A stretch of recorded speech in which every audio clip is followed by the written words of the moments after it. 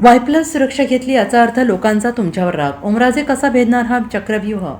सुषमा अंधारेंचा सवाल. ओमराजे निंबाळकरांना 20 वर्ष न्यायाचा लढा दिला, पण त्यांना न्याय मिळालेला नाही. अनेक काही गोष्टी घडल्या असतील, मांडणी कमी पडली असेल.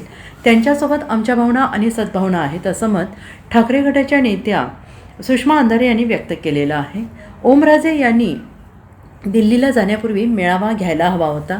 आता जाऊन आले, सह्या दिल्या, हा मेळावा आधी घ्यायला हवा होता, असंही अंधारे यांनी म्हटलं आहे. त्यांची मानसिक अस्थिरता आहे. वाय+ सुरक्षा घेतली आहे याचा अर्थ तुमच्यावर लोकांचा राग आहे, लोक चिडले आहेत. ओमराजे हा चक्रव्यूह कसा भेदणार, असा सवाल अंधारे यांनी केला आहे.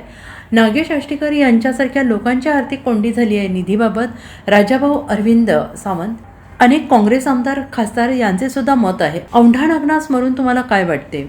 दिल्लीत झालेल्या बैठकीत कोण होतं हे आम्हाला माहीत आहे. 10 तारखेला झालेल्या बैठकीनंतर ताजमध्ये 6 जणांची बैठक झाली आणि याचे सगळे व्हिडिओ आहेत. आष्टीकर यांनी दिलेली कारणे तकलादू आहेत.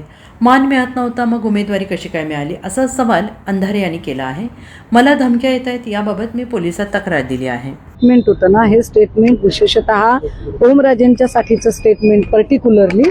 त्याचं कारण असं आहे की ओमराजेंचं एकतर पितृछत्र हरवलेलं आहे. 20 वर्ष त्यांनी न्यायाचा लढा दिला. समहाऊ काल त्यांना त्याच्यात यश मिळालं नाही, पण त्यांचे आमचे संबंध स्नेहाचे, तणावाचे काय असेल ते असेल. पण कालच्या निकालामध्ये जे काही घडलं, अर्थात त्याला अनेक गोष्टी कारणीभूत असू शकतील.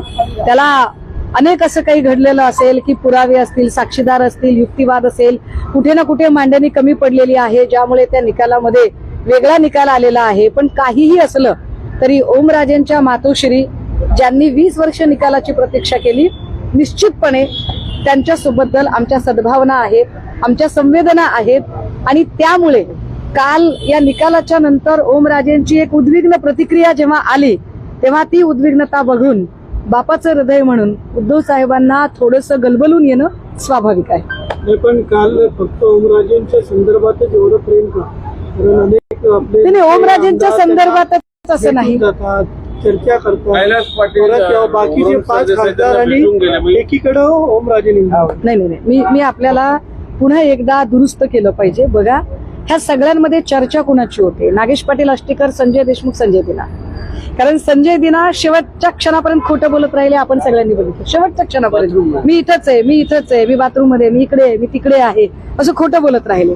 नागेश पाटील आष्टीकर तर मलाही फोन करत राहिले आणि पक्षप्रमुखांनाही फोन करत राहिले आणि ते सांगत राहिले की नाही, मी सोबतच आहे, माझं पोरगं लढणार आहे. म्हणजे नागेश पाटील आष्टीकरांचा धूर्तपणा काय होता की आपलं तर ऑपरेशन सक्सेस करायचं, पण आपल्या पोराच्याही निवडणुकीवर परिणाम होऊ द्यायचा नाही, असं दुहेरी हेतू त्यांनी साध्य केला होता.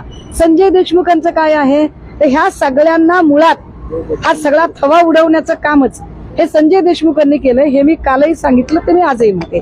त्यामुळे या 3 लोकांबद्दलची मतं वेगळी आहेत. परंतु bureau report SVN Marathi, Mumbai.